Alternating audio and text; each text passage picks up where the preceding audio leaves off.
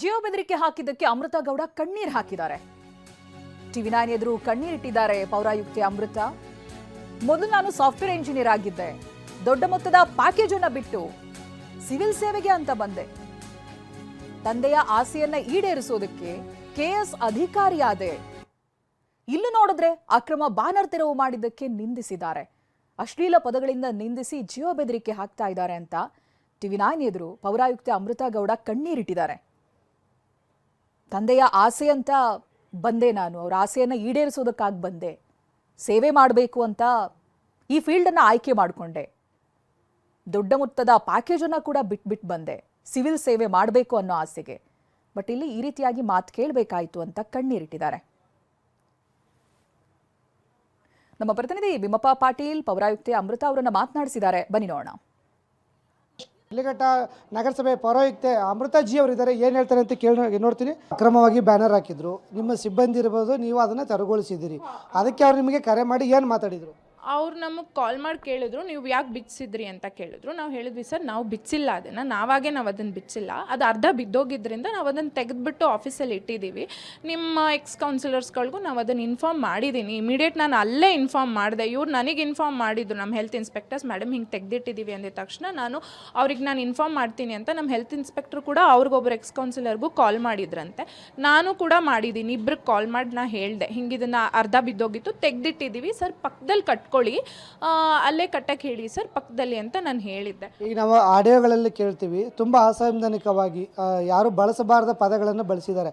ಒಬ್ಬ ಪೌರಾಯುಕ್ತರು, ಮಹಿಳಾ ಪೌರಾಯುಕ್ತರ ಜೊತೆ ಈ ಥರ ಮಾತಾಡೋದನ್ನು ಒಪ್ಕೊತೀರಾ? ಸರ್ ನಾವು ಅವರಿಗೆ ಕನ್ವಿನ್ಸ್ ಮಾಡೋಕ್ಕೆ ಟ್ರೈ ಮಾಡಿದ್ವಿ ಸರ್. ನಾವು ಯಾವುದೂ ಇಲ್ಲೀಗಲ್ ಆಗಿ ಅದನ್ನು ತೆಗ್ಸಿಲ್ಲ, ಇದು ಸಾರ್ವಜನಿಕರಿಗೆ ತೊಂದರೆ ಆಗಿದ್ದರಿಂದ ತೆಗ್ಸಿದ್ದೀವಿ ಸರ್ ಅಂತ ನಾವು ಅವ್ರಿಗೆ ಕನ್ವಿನ್ಸ್ ಮಾಡೋಕ್ಕೆ ಹೇಳಿದ್ವಿ. ನಾವು ಪರ್ಪಸ್ಫುಲಿ ಯಾವುದನ್ನು ಅದನ್ನು ಮಾಡಿಲ್ಲ, ಅದು ಹಿಂಗಾಗಿದ್ದರಿಂದ ತೆಗ್ದ್ವಿ. ಬಟ್ ನೀವು ಕಟ್ಕೊಳ್ಳಿ, ಪಕ್ಕದಲ್ಲಿ ಕಟ್ಕೊಳ್ಳಿ ಸರ್, ನಮ್ಮದೇನು ತೊಂದರೆ ಇಲ್ಲ, ಪಕ್ಕದಲ್ಲಿ ಕಟ್ಕೊಳ್ಳಿ ಅಂತ ಹೇಳಿದ್ವಿ. ಬಟ್ ಅವರು ಅದನ್ನು ಕನ್ಸಿಡರ್ ಮಾಡಿಲ್ಲ, ಹಾಗೆ ಬೈತಾ ಇದ್ರು ಸರ್ ನಮ್ಮ ಹೆಲ್ತ್ ಇನ್ಸ್ಪೆಕ್ಟರ್ಸ್ಗಳಿಗೂ. ಆಡಿಯೋಗಳಲ್ಲಿ ನೋಡ್ತಾ ಇದ್ರಿ, ಅವರು ತುಂಬ ಅಶ್ಲೀಲವಾಗಿ ಅಸಂವಿಧಾನಿಕ ಪದಗಳನ್ನು ಬಳಸ್ತಾರೆ. ನೀವೊಬ್ಬ ಮಹಿಳಾ ಅಧಿಕಾರಿಯಾಗಿ ಯಾವ ಥರ ಖಂಡಿಸ್ತೀರಿ? ಸರ್ ಹಂಗೆ ಯೂಸ್ ಮಾಡಬಾರ್ದು ಸರ್. ನಾನು ಅವ್ರಿಗೆ ಆಡಿಯೋದಲ್ಲೂ ಹೇಳಿದೆ ಸರ್, ಹಾಗೆಲ್ಲ ಬೈಬೇಡಿ, ನಾವೇನು ತಪ್ಪು ಮಾಡಿಲ್ಲ, ನಾವು ಇರೋದನ್ನು ಹೇಳಿದ್ದೀವಿ, ತೊಂದರೆ ಆಗ್ತಿದ್ದರಿಂದ ನಾವು ಹೇಳಿದ್ವಿ, ಅದನ್ನು ತೆಗೆದಿಟ್ಟಿದ್ದಾರೆ ಅಷ್ಟೇ. ನೀವು ಹಾಗೆ ನಮ್ಮ ಎಂಪ್ಲಾಯೀಸ್ಗಳನ್ನೆಲ್ಲ ಹಂಗೆ ಬೈಬೇಡಿ ಅಂತ ಹೇಳಿದೆ. ನಾನು ಫಸ್ಟ್ ಟೈಮ್ ನಾನು ಕಾಲ್ ಕೂಡ ಕಟ್ ಮಾಡಿಬಿಟ್ಟೆ, ಅದು ತುಂಬ ವಿಪರೀತಕ್ಕೆ ಹೋಗ್ತಾ ಇತ್ತು ಅಂದಾಗ ನಾನು ಕಾಲ್ ಕಟ್ ಮಾಡಿಬಿಟ್ಟೆ ಸರ್. ಅದು ಸುಮ್ಮನೆ ಇದು ಇಶ್ಯೂ ದೊಡ್ಡದಾಗೋದು ಬೇಡ ಅಂತ. ಮತ್ತೆ ಅವರೇ ಕಾಲ್ ಮಾಡಿ ಮತ್ತೆ ಕಾಲ್ ಯಾಕೆ ಕಟ್ ಮಾಡಿದ್ರಿ ಅಂತಲೂ ಹೇಳಿದ್ರು. ನಾವು ನನ್ನ ಕಡೆಯಿಂದ ನಾನು ಕಂಟ್ರೋಲ್ ಮಾಡ್ಲಿಕ್ಕೆ ಟ್ರೈ ಮಾಡಿದೆ ಸರ್, ಮಾತಾಡಬೇಡಿ, ಹಾಗೆ ಏನಾದ್ರು ಇದ್ರೆ ನಾನು ಚೆಕ್ ಮಾಡಿಸ್ತೀನಿ ಅಂತ ನಾನು ಹೇಳಿದೆ ಸರ್. ಅದರಲ್ಲಿ ಒಂದು ಕಡೆ ಏಕವಚನದಲ್ಲಿ ಮಾತಾಡ್ತಾರೆ, ಮತ್ತೊಂದು ಕಡೆ ಈ ಒಂದು ಅಸಂವಿಧಾನಿಕ ಶಬ್ದಗಳನ್ನು ಬಳಸ್ತಾರೆ. ನಿಮ್ಮ ವೃತ್ತಿಯಲ್ಲಿ ಎಲ್ಲರೂ ಈ ಥರ ಕೇಳಿದ್ರಾ? ನಿಮ್ಮ ಇದರಿಂದ ಡಿಮರಲೈಸ್ ಆಗಲ್ವಾ? ಸರ್ ನಾನು ಬೇಸಿಕಲಿ ಸಾಫ್ಟ್ವೇರ್ ಇಂಜಿನಿಯರ್, ನಮಗೆ ನನ್ನ ಹಸ್ಬೆಂಡ್ ಕೂಡ NRI ಇದ್ದಾರೆ. ನಾವು ಅಲ್ಲಿಂದ ಅಲ್ಲಿ ಆಪರ್ಚುನಿಟಿ ಬಿಟ್ಟು, ಬೇರೆ ದೇಶದಿಂದ ಬಿಟ್ಟು ನಾನಿಲ್ಲಿ ಬಂದು KS ಎಕ್ಸಾಮ್ಸ್ ಬರೆದು ನಾನಿಲ್ಲಿ ಸೆಲೆಕ್ಷನ್ ಆಗಿ ಸರ್ವಿಸ್ಗೆ ಅಂತಲೇ ಬಂದಿದ್ದು ಸರ್.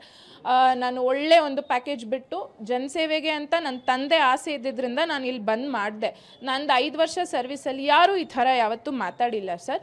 ಈ ಥರ ಇದೆ ನನಗೂ ಫಸ್ಟ್ ಟೈಮ್. ನಾನು ಒಂದು ದಿನ ಇದನ್ನು ಆ ಕನ್ಫ್ಯೂಷನಲ್ಲೇ ಇದ್ದೆ, ಏನು ಮಾಡೋದು ಅಂತಲೂ ನನಗೂ ಗೊತ್ತಾಗಿಲ್ಲ, ಕನ್ಫ್ಯೂಷನಲ್ಲೇ ಇದ್ದೆ. ತದನಂತರ ಅವರು ಆಫೀಸಿಗೆ ಬೆಂಕಿ ಹಚ್ಚಿಸ್ತೀವಿ, ಎಲ್ಲರ ಕೈಲೂ ಚಪ್ಪಲಿಯಲ್ಲೆಲ್ಲ ಹೊಡಿಸ್ತೀವಿ ಅಂತೆಲ್ಲ ಹೇಳಿದಾಗ ಅದನ್ನು ನಾನು ಅದು ನೆಕ್ಸ್ಟ್ ಹೆಂಗೆ ಎಸ್ಕಲೇಟ್ ಆದರೆ we have to bring it to our senior, ನಮಗೆ ನಮ್ಮ ಹೊಸ DC ಸರು ಅವ್ರು ಹೇಳಿದರು, ನಿಮ್ಗೆ ಏನಾದ್ರು ಇಶ್ಯೂ ಆಯಿತು ಅಂದರೆ ನಮಗೆ ಇನ್ಫಾರ್ಮ್ ಮಾಡಿ, ಸೀನಿಯರ್ ಆಫೀಸರ್ಸ್ ಇದ್ದಾರೆ, ನೀವು ನಮ್ಗೆ ಇನ್ಫಾರ್ಮ್ ಮಾಡಿ ಅಂತ ಹೇಳಿದರು. ನಾವು ನಮ್ಮ ಇಮಿಡಿಯೇಟ್ PD ಅವ್ರ ಗಮನಕ್ಕೆ ತಂದೆ.